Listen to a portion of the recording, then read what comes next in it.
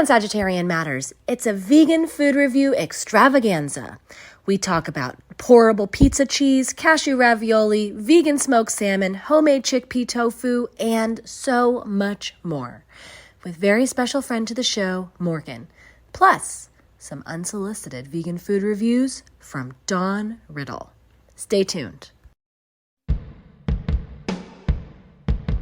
Sagittarian Matters, Sagittarian Matters, what's the matter with you? Sagittarian Matters. Unsolicited vegan food reviews, completely and totally unsolicited reviews for you. What are they gonna say? We didn't ask for it, but we got 'em anyway. Hello everyone at Sagittarian Matters. Dawn Riddle here in Logroño, La Rioja in Spain.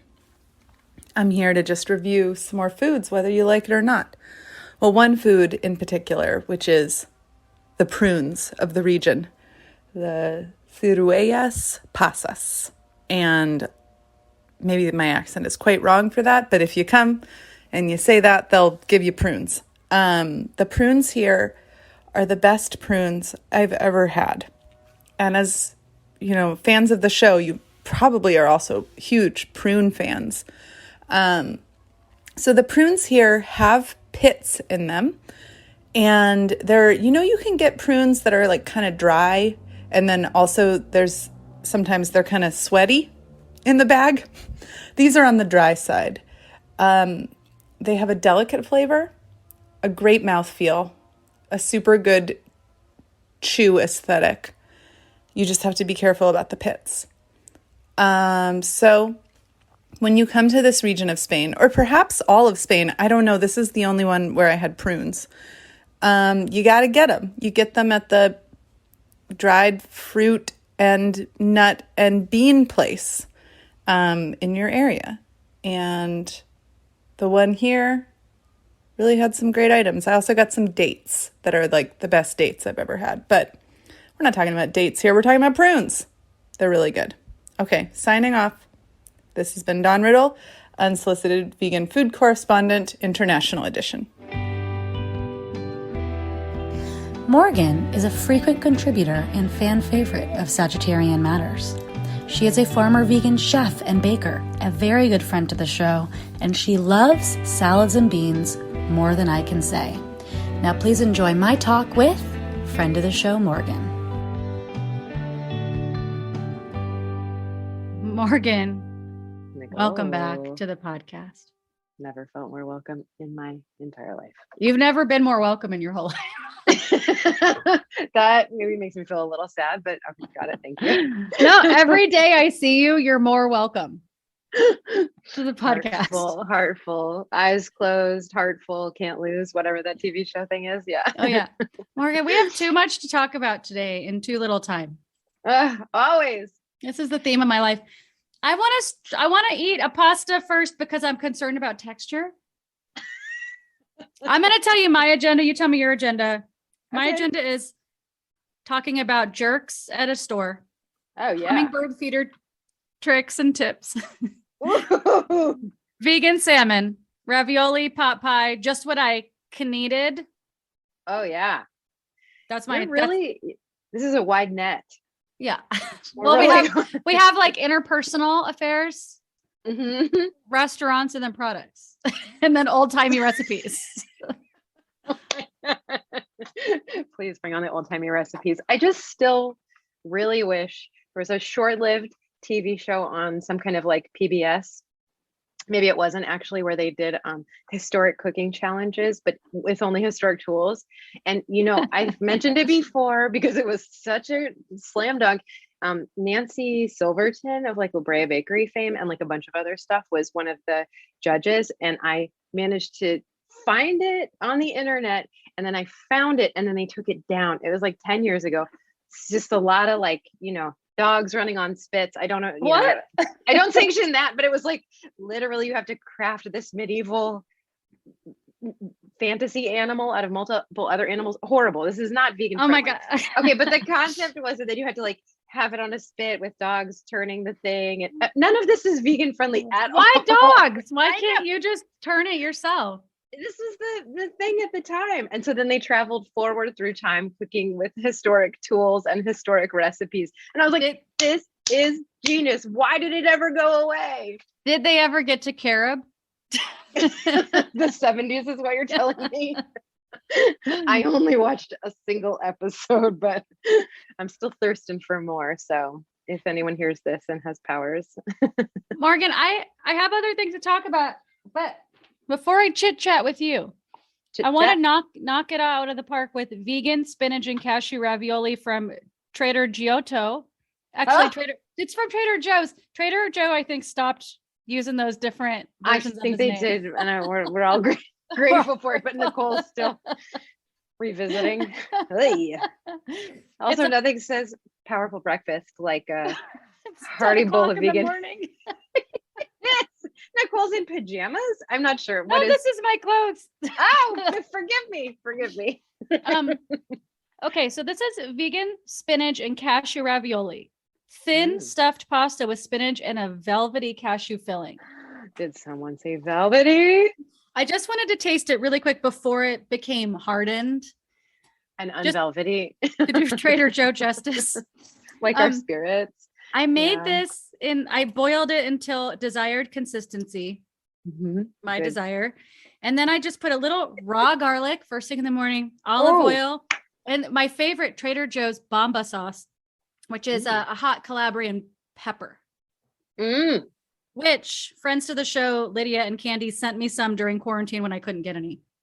Ooh, that's a nice gift.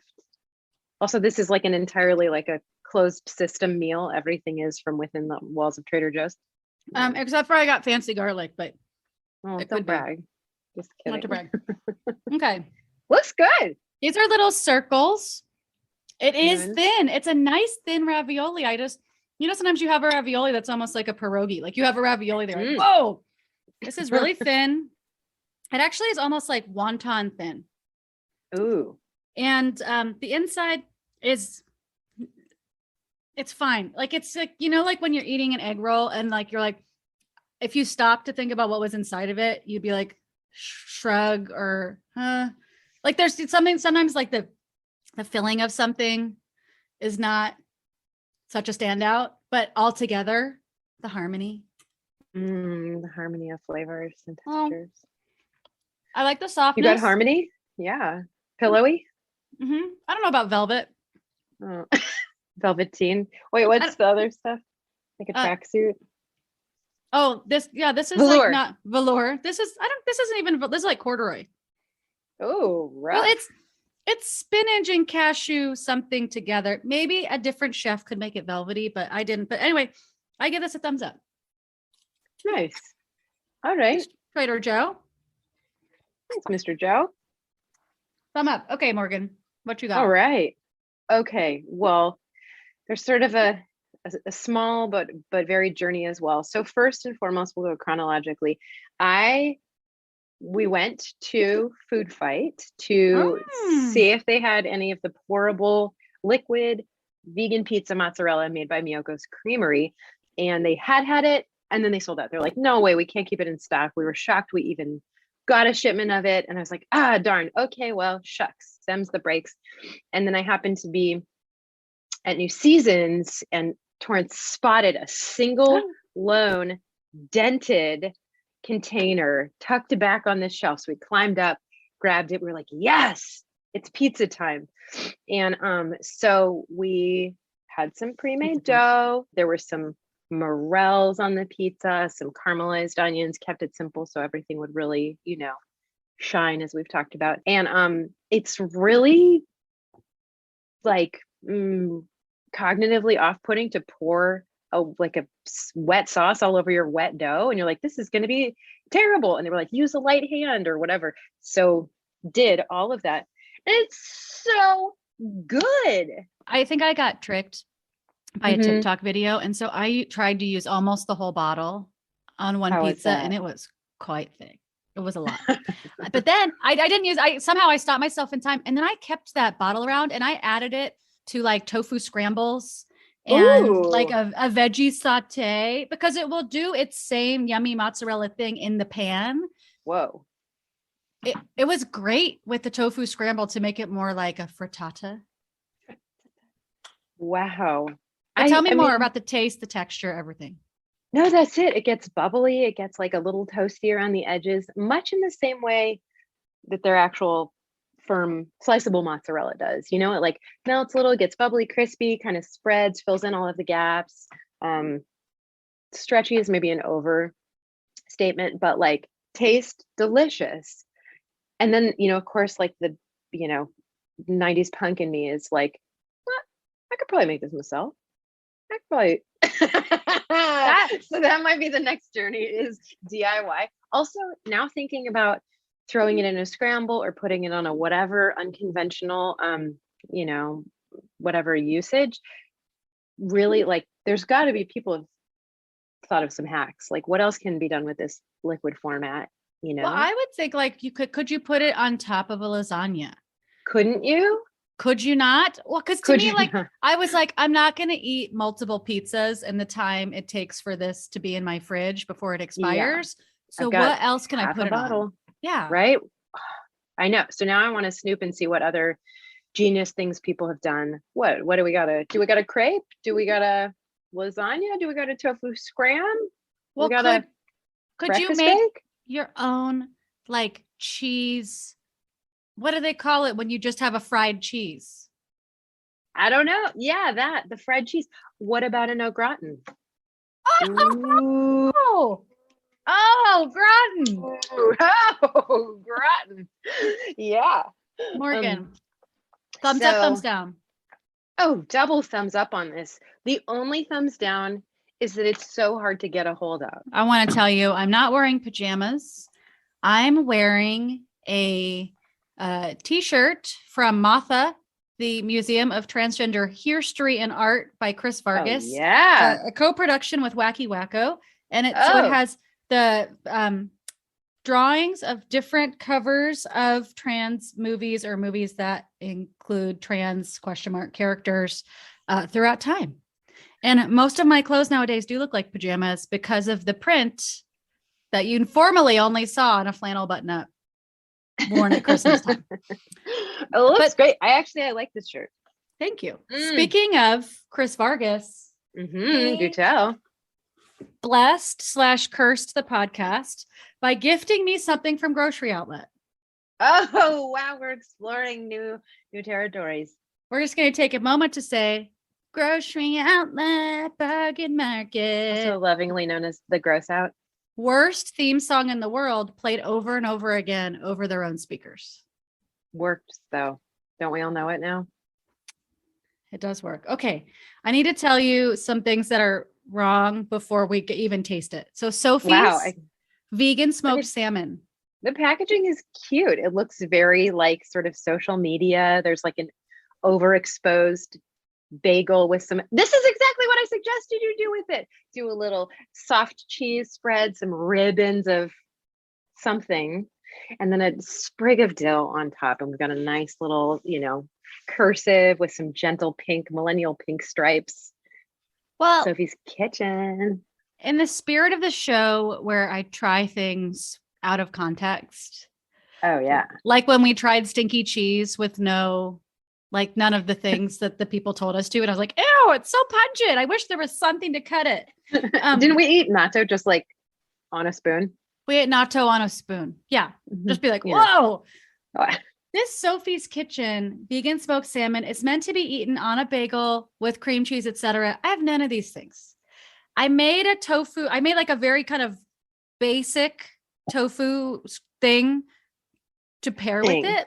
Like I cut up some tofu and what do you want? Pan fried, seared, whatever. I put olive oil in my nonstick skillet and then made it brown on each side and added some green onions and kale. And I flavored it with Trader Joe's, everything but the bagel. And the only thing in my house I had that was bread-like, is the crust from my vegan pot pie that I made from the new Farm Cookbook, which we'll talk about in a second. But so I have it a couple different ways but I want to tell you something, which is you're meant to store this in the freezer. And then when you go to preparation, it just says, our vegan salmon's open fired, wood smoked, and ready to eat. That's not preparation. From the freezer? From the freezer, bitch. Sophie. Sophie!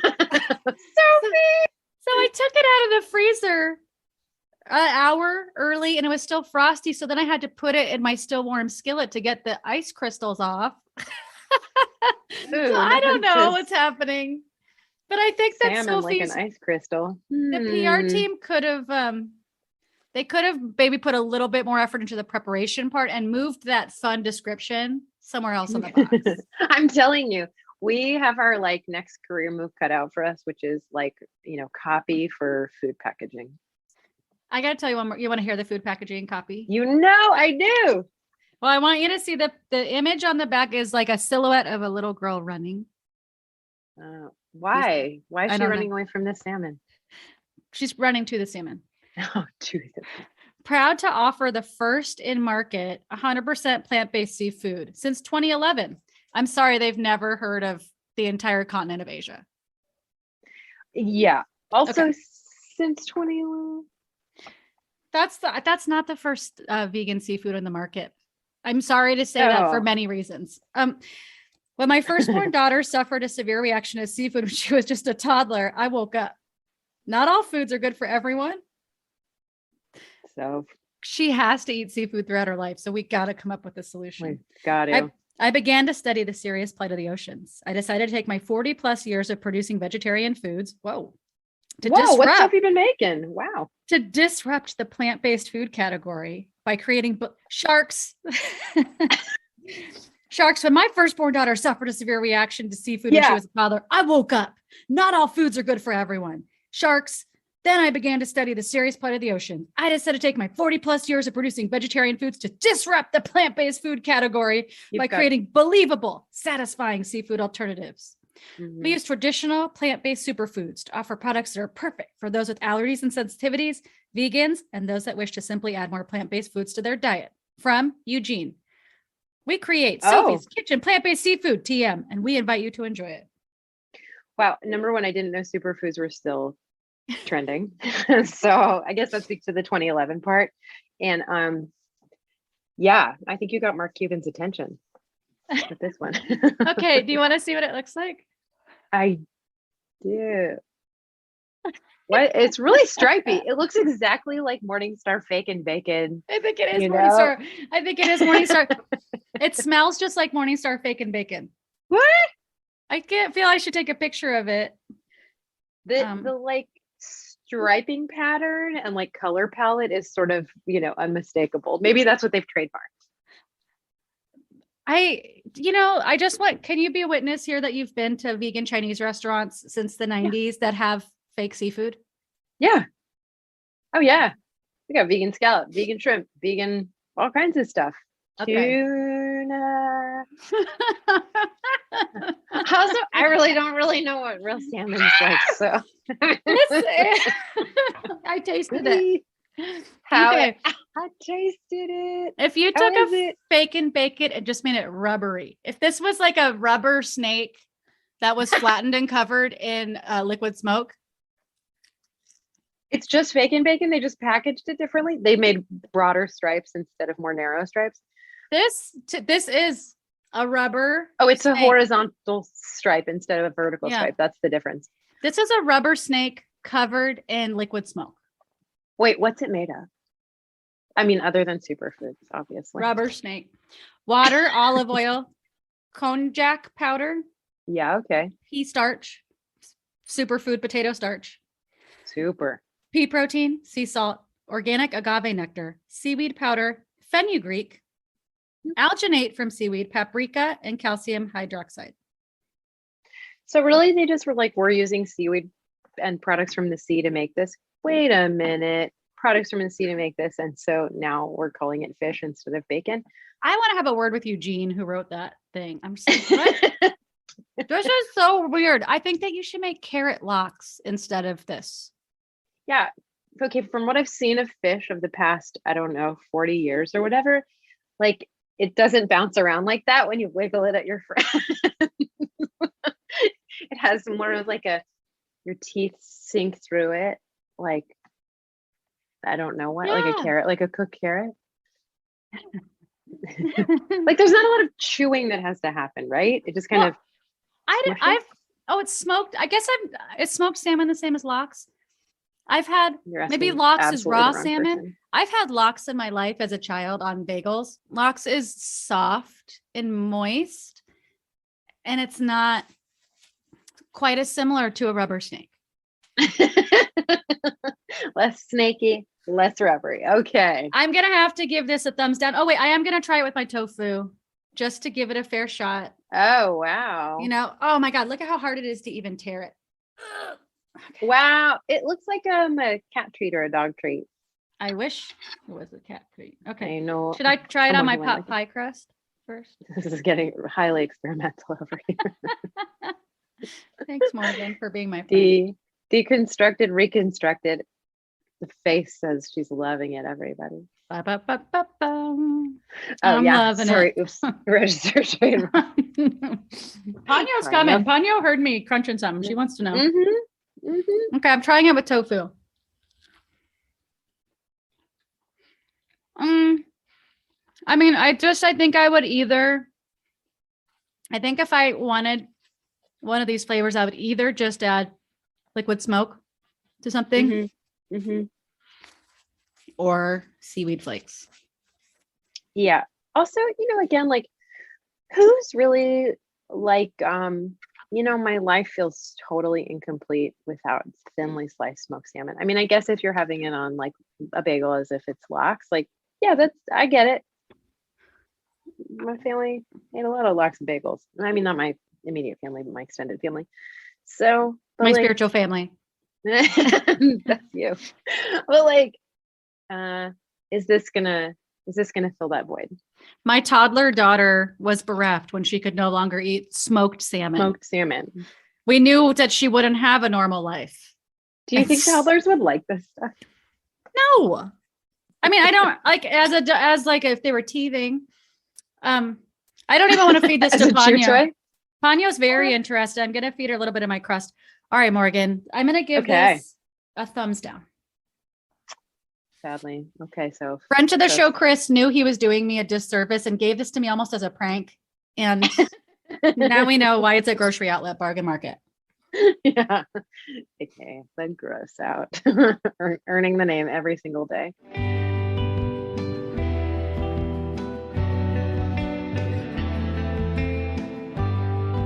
Today's episode is brought to you by Jamie Soretti, Kim Mishimoto, Jamie Rabin, Laura Perry, Ellis Bernhardt, Emily Drake, Claudia Taylor, Remedios Martinez, Shoshana Ruth Wechter, and Joey Soloway. If you would like to support Sagittarian Matters, in particular producer Chris Sutton, please send $5 million, that's your business, via PayPal to hornetleg@gmail.com. Or, this just in, he's got a Venmo. It's Hell Books on Venmo. HE double hockey sticks books. Thank you for your support, and we look forward to saying your name on the podcast. Producer Ponyo looks forward to it too. Don't be scared, that's just Ponyo's speaking voice.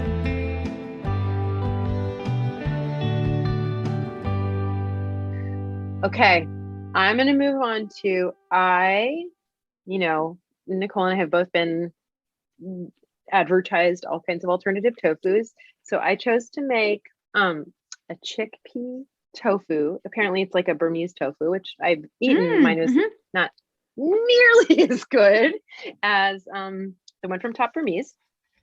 And so there's apparently two recipes that are out in the world that are kind of the most common. One is like a chickpea flour that you just mix with water and maybe a spice or two and let it set and cut it up and then cook it as you desire. I chose the whole chickpea. So you kind of do this thing where you soak the beans, then, put some fresh water in, beans in a blender, and you make it's like kind of almost like making soy milk, if you also remember the 90s. And so then you blend it all up into this kind of goopy paste, and then you strain out all of the pulp. And then With cheesecloth? Oh yeah, but current modern technology has given us a nut milk bag. Oh. So I used that because I happen to have one. And then you cook down that bean milk, and it so I may have stumbled or faltered on this. Much like if you got cornstarch in water, if you're not kind of tending to it constantly, it gets little lumps, and then you can get just a lumpy texture. It's not silky smooth. So I did get some lumps because I wasn't stirring it the whole time. But it doesn't seem to really affect the texture. So anyway, you let it set, then you do your thing. You prepare it. So I have fried up these little cubes. I made it last night, and then I fried it up today, and I made it just with a little soy sauce, browned it in oil, did a little soy sauce just so I could kind of taste it, as maybe one might eat a food. And here we go. Okay, we go. She popped it in her mouth. I mean, they look great. Do they not look golden as hell? It looks beautiful. Mm-hmm. Okay. It's been about 20 or 30 minutes. So they've lost a little bit of their initial crunch, but it was very crunchy to start with. Beautiful. The beaniness fades away. So the texture, when I was cooking it, it says you can cook it longer to make it thicker. And I cooked it and stirred it for about 20 minutes before I let it set.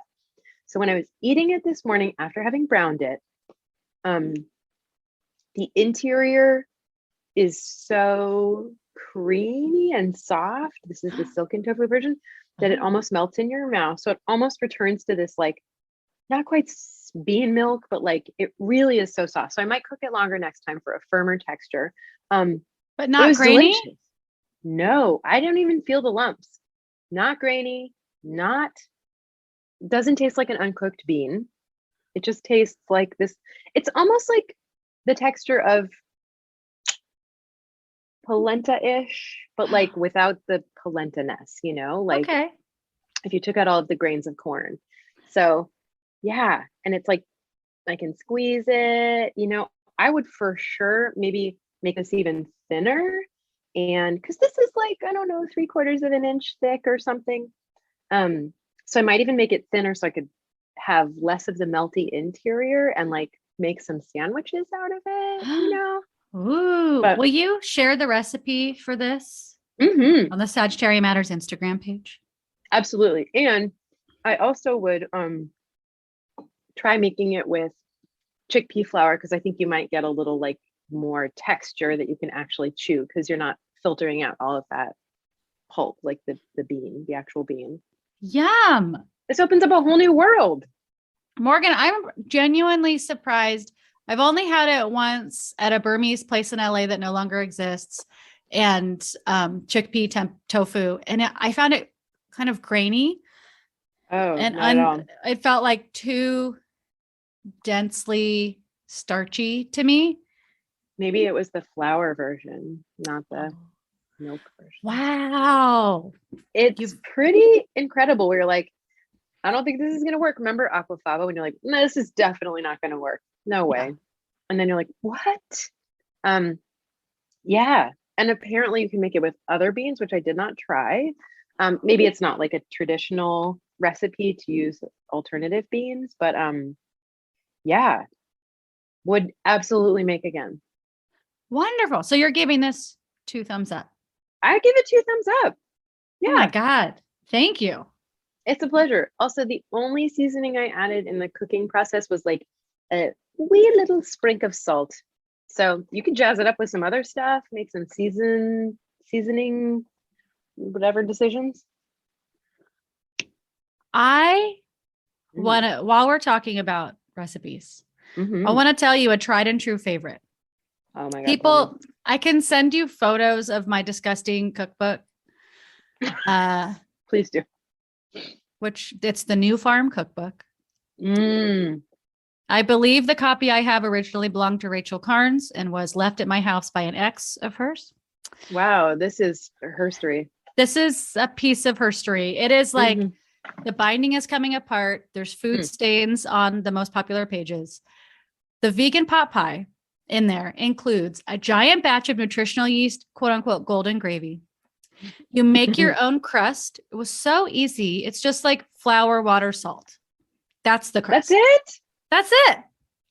Wait, sorry. That. Margarine. I didn't have margarine, so I used coconut oil. Ooh, so I'm really getting revisited by that coconut taste. But it was so easy just to be like, I have water, I have salt, I have a fat, I have flour. This took me 1 minute to do. I make it in a cast iron skillet. Finally, a use for your cast iron skillet. What? I just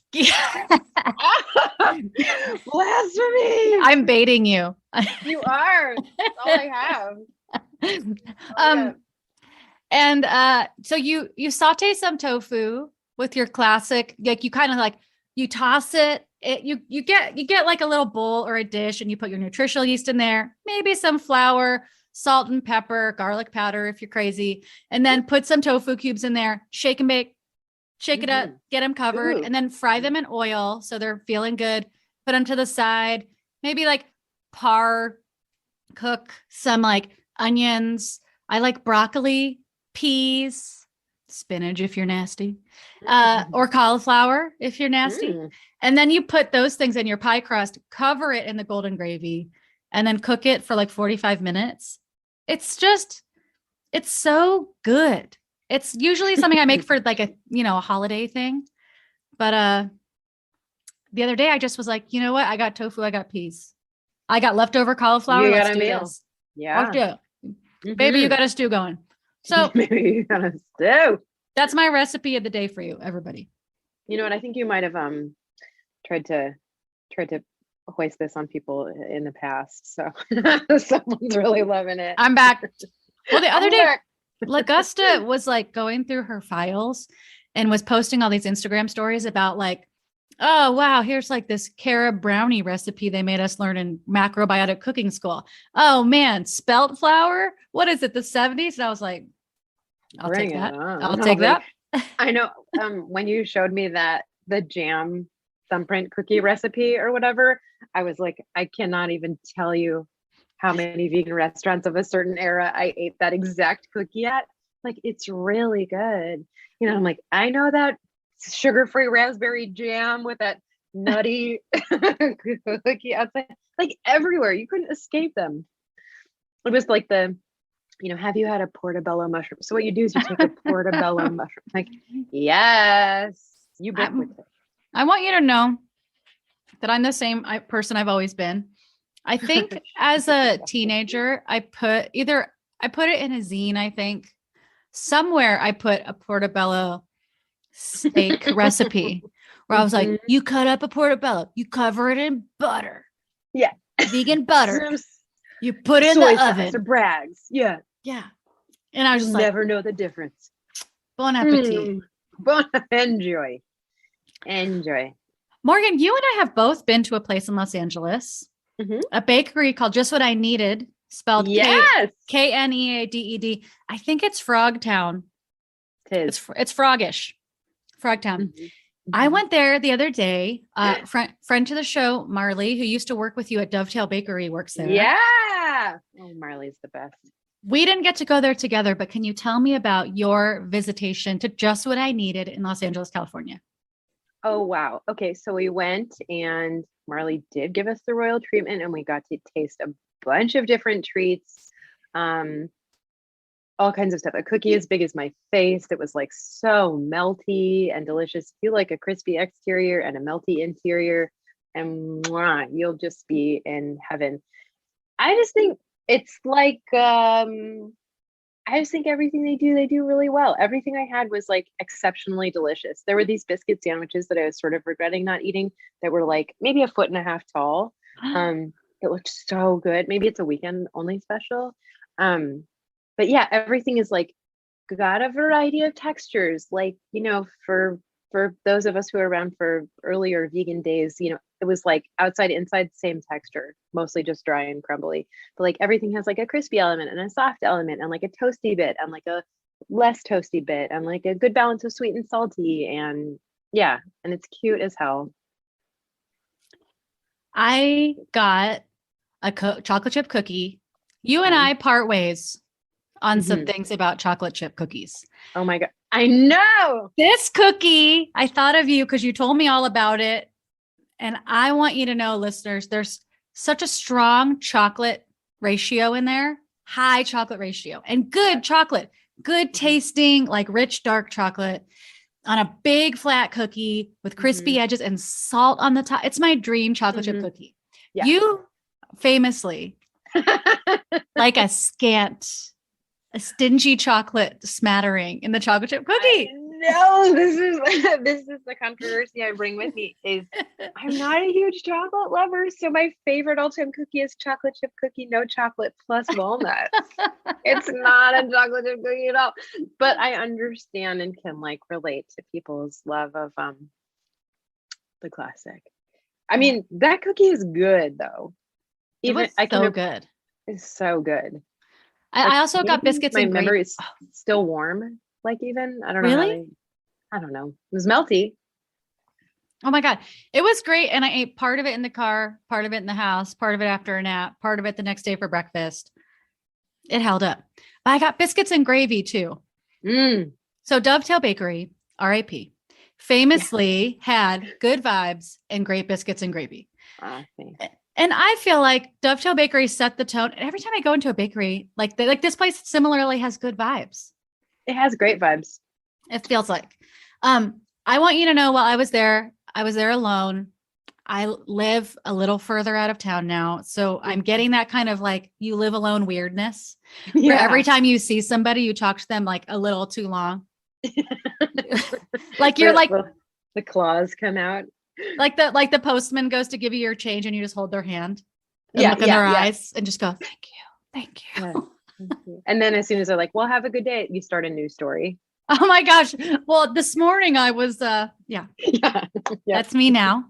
So I went there and I was Sunday morning and there was a line and there was dogs in the line. So I was really, I feel, I don't know.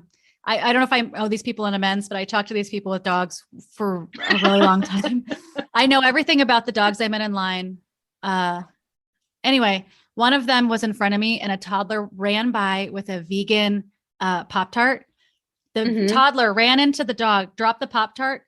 The dog ate it in 0.2 seconds. The entire Pop-Tart gone. The kid didn't cry or anything. They just looked confused and ran to their parent who was like, where did your entire Pop-Tart go? And then the dog, I think the dog's name was BB. Thrilled. Yeah. Best day of its life. So good vibes in there. Biscuits and gravy. Wonderful. Oh, I'm so glad. It is my regret not living close enough to go back on a regular basis that I didn't get a biscuit. I did eat the Pop-Tart and it was delicious. And they have cute little like frosting glazed illustrations of different things on them all the time. Like you never know what you're going to find. They also have a significant gluten-free element there. Oh yeah. You know what? I had a gluten-free quiche, like the savory quiche, and it was so good. That's a thing I would eat every day. Yeah. I would go there every single day. Well, all right, Morgan. Because here we come. We're going to be those regulars. We're going to be coffee those club. What is it? The baker's daughter. Oh no! Oh God! I wish you could recite that poem on the podcast. I think I had to throw it away. You did. I'm referring to a poem that a longtime regular gave Morgan once that he wrote about the women at the bakery. Maybe an inspired poem. Some tears in the poem. Yeah. Oof. I have a tip and I have a review of something that I didn't like. Uh-oh. Do you have anything else? Wait, we got to rewind. Where's your thumb for just what I needed? I think we know where it is. My thumb is way up. My thumbs are up too. Yeah. Check out Just What I Needed in Los Angeles, California. You can follow them on Instagram and see all the Pop-Tart designs. If you don't live there, their cookies are really worth it. Yeah, I mean, I would say everything was really worth it. And like the cookies just tip the scale right over the top. You Yeah. can't go wrong. Mm. Um, And now I oh, want to hear what you don't like. well, I do and don't like my I just want to give a shout out to Cookbook in Los Angeles, California. Cookbook is so in LA, it's easy to find depressing produce. Like if you go to like any grocery store, any Whole Foods, some even some quote unquote farmers markets, it's like the same 5 vegetables and there's something that tastes a little bit dead or a little bit depressing. And so when you can find good vegetables in LA without having to drive to Santa Monica for the farmers market on a regular day, not like a special farmers market day, do it. My CSA that I loved, County Line, is no longer offering CSA boxes. So I'm up a tree. So I go to a place called Cookbook. Cookbook has a couple of small stores and it's just like a small market, very expensive, but sometimes exquisite produce directly from farms, including the place I used to get my CSA from. Famously, $9 strawberries. Last summer, the strawberries, tiny thing, not the big clamshell, the tiny half pint, $8 last year. This year, $9. Inflation. So I just wanted to say the other day I was waiting in line to get rung up for my $9 strawberries. And I can't tell you how hateful everybody was in there that day. I've worked customer service. I don't always have a smile on my face, but there was just a hateful vibe. It's like almost like SM or something to be like, please let me give you, too much money for these. Please let me give you $30 for 2 clumps of kale and some strawberries, please. and then the person's like, then they're like, fuck you. You're like, thank you. But I just want to say, everybody who knows Cookbook knows that this is the way it is sometimes, and you will keep going back. Why is everyone so grumpy? I don't know. Sometimes you go and everyone's like the nicest person you've ever met who's like, I know what kind of wine you like. Girl, I'm like your best friend because I like that same kind of wine too. Can I tell you about something else? And you're like, okay, best friend. Yeah. And other times you go in and they're like, fuck you, get out of here. Give me $400 and get the fuck out of here. Don't look at me. Wow. I say all this to say, I don't think this will affect their business in the slightest because you'll go there anyway because you have to. If you want what they're selling, you can't get it anywhere else. That lively produce, the incredible orange wine selection. They have that Soom chocolate tahini. They have a kind of sesame butter with cookie with like breadcrumbs in it. That sounds like nothing I've ever heard of. They have Rancho Gordo beans. They have incredible homemade verde salsa with avocado in it. They have tofu that costs like $1 million. I mean, I really recommend. All you need is a couple garbanzos. I really recommend Cookbook in LA, and you tell me if it feels like you're going into a dungeon. Steel yourself emotionally before you enter the premises. Whoa. Yeah. Okay. We just don't have that in Portland. I mean, there's probably something similar. The hatefulness. But like, yeah. And like, even when you look at a thing and you're like, wow, this is very expensive for what it is, like double that. And then you have it in LA, where I'm like Erewhon, like you go to Erewhon. I can't even go in there because it's just too much for me. You're like, that doesn't even make sense. They must have written the price incorrectly on that. And they're like, no, it's $30 a pound for this baked tofu or whatever it is. You're like, how is that possible? How is that possible?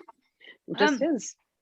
I did see I don't know I think at Cookbook, and they have these at Erewhon. There's these strawberries that I've never tried for reasons that will become Harry's Berries. $20 a clamshell. My mom references these and she's like, they are fabulous. And I'm like, have you ever had a hood strawberry though? Have you? I remember, Morgan, coming to stay at your house when I was teaching middle school in Oregon around berry time, and just 2 for $5 hood strawberries, getting as many as I could possibly imagine myself eating before they went south. And they only last for like 1-2 days max, so they never leave the area. You have to eat them here, and they're like just undescribable. I mean, $5, those are like worth $10 a pint, but like some kind of like whatever, it's like, I don't know. I'm not I even would- talking okay. like the 90s. I'm talking like a few years ago. Yeah. I've never had Harry's berries, but I have heard them mentioned more than once. I just think it's because they're so expensive, and then your brain does the thing where it turns inside out and you're like, they must be good, and then they are good or something. You're like, because I have to, I like, just say, fuck you, Harry. Come on. $20.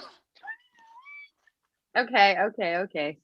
I'm often accused of being outdated in my pricing. $20 for strawberries. Yeah, but that just seems like a lot. No, I mean, Harry- also like, Harry, get a grip. yeah, who has just $20 just chilling around just to buy one little container of strawberries? I really want to taste them. Me too. Because now I just want to know, are we going to be like, oh shit, I am eating crow on this? Or are we like, this is Harry, take your head out of your ass. I mean, I just want to say something that astute listeners may be thinking. They might say, Nicole, if you're paying $9 for a half pint, why are you acting like $20 for a pint? It's so outrageous to you. Great question, listeners. I don't know. Great question.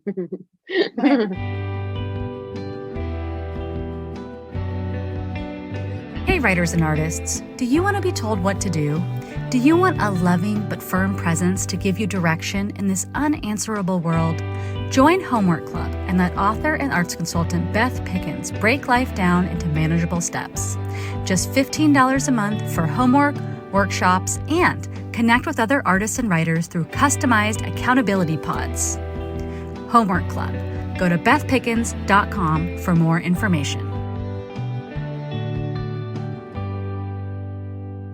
And one last thing I want to taste on the show, which I forgot I had purchased also at Sweet Pie. They're called Snacklins, and they are Chesapeake Bay plant crisps. Eat the whole bag, registered trademark. I think they're like vegan cracklins, and it says made from simple ingredients: yucca, mushrooms, and onions.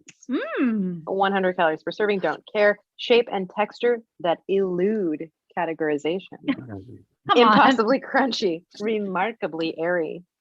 That's it. They are from Canada. Are you ready to taste?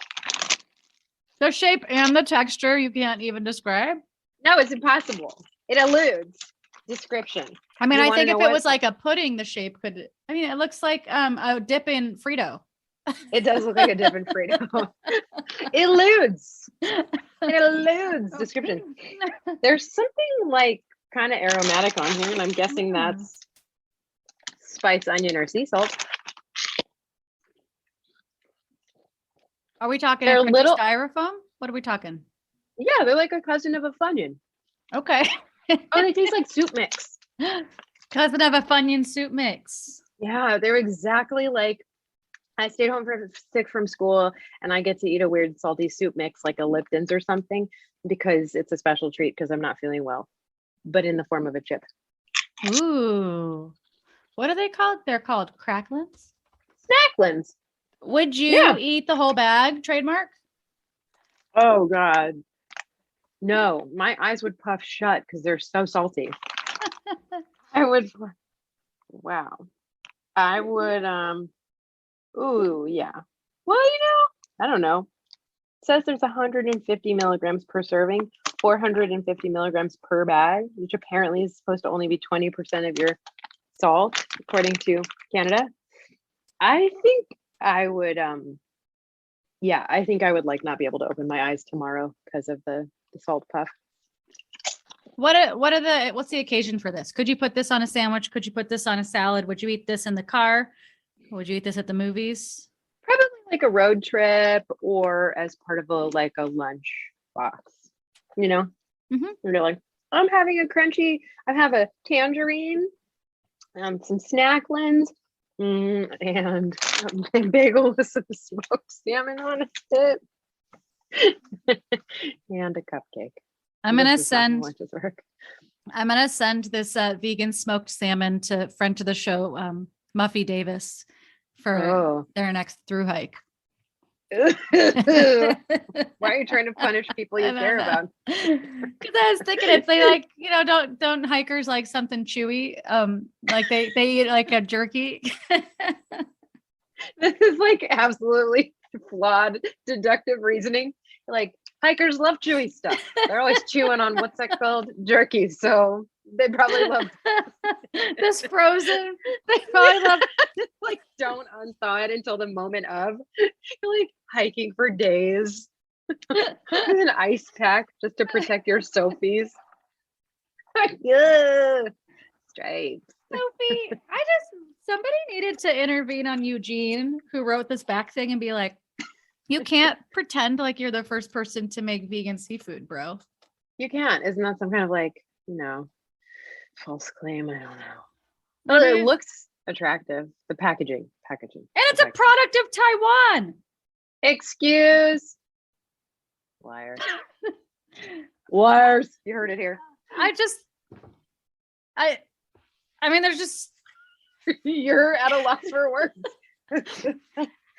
how can it be that this person from Sebastopol, California, went to Taiwan to talk to people about making vegan seafood and came away from that conversation being like, I'm the first. Definitely the first. All right. I might be able to draw some connections between the dots, but I shan't.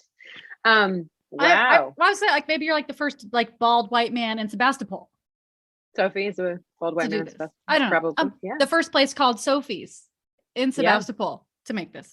There you go. Morgan, I have one more thing to tell you, which is a new middle-aged hypothesis / secret / tip. Try putting a hummingbird feeder in a tree.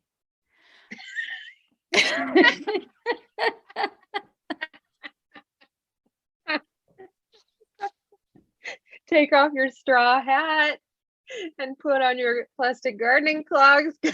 Nicole is deeply entrenched in her middle ages.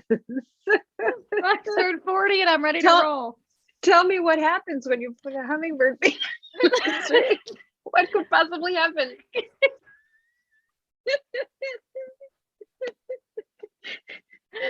I can't intuit. Well, okay, so I've had hummingbird feeders different points by the window.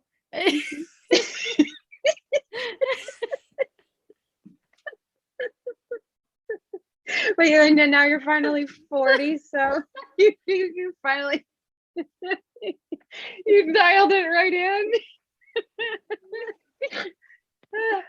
You've been given like the download of your fourth decade, and that information contains knowledge about where to figure out hummingbird feeder. So if you just put it in your window, you get drive-by hummingbirds. I don't know. But then I had the thought, I couldn't help but wonder. This is what they should have put in, and just like that. I couldn't help but wonder, as I saw, I have a red birdhouse in the tree across from my desk. And on Instagram, famously, squirrels will break in, eat all the food, and look at me from inside the birdhouse. I have that back up. The hummingbirds kept coming up to it because it was red. And so then I thought, what if I put another hummingbird feeder, multiple feeders? What if I put the red feeder in the tree so that they have somewhere to go? And then my tree became a hummingbird tree, where then I could see they would be resting on the branches. It attracted more hummingbirds there because they have a place. They're protected, they're safe, and they're fed. Is this what you were telling the people in line at just what I needed when they were trying to escape to eat their treats? I was showing them pictures of my dog and Kaya's dogs and telling them the life story of each of those dogs. Pocket was rescued from a Mormon cult where he was being raised to be a guard dog. Muriel was found feral. It's like living with a deer. Panya was found on the streets of Merced. Here's my hummingbirds. Look it. What I did was. This is real advice. Real advice. We're all devolving into our most elemental selves. This elemental self is a hummingbird feeder. I just had like a real turnaround this week. My students, because I'm keeping a diary and talking to my students all week. But so like last week, or the other week, I had was like, I'm gonna feed everyone. And then the animals disgusted me. Like the scrub jays. Oh, and I said this on the podcast, I guess. The scrub jays like chased away all the finches. And then like I tried to save a bumblebee from inside my office and a lizard came out and ate it as it was dying. And then like retreated to I was like, you guys are disgusting. You're disgusting. And then I went back and I looked under a pillow on my chair where I knew the lizard was going to be. And it was sleeping and its little closed eyes open. It was like, what? And I thought that was very cute. Yeah. And then I did this new hummingbird thing. And the hummingbirds are now in like motion with the scrub jays. They're in conversation.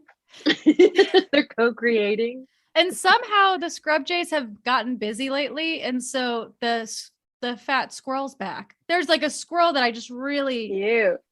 thought it was so cute. And it kept getting chased away by the scrub. Anyway, everybody's back. You changed the whole ecosystem. We've pivoted in perception from the birds, the movie The Birds, into Snow White again. Congratulations. Welcome to your 40s. Thank you very much. Thank you very much. I mean, that's my hot tip is the hummingbird feeder in the tree. Cool as hell. Cool as hell. I'll try it. I'll let you know how it goes. Stay punk. Stay punk, Yeah. everybody.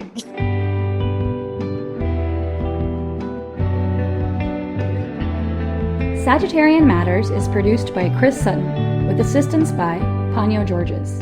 Our theme music is composed by Carolyn Pennypacker Riggs of the band Bouquet. Thank you for listening, and I'll see you next time.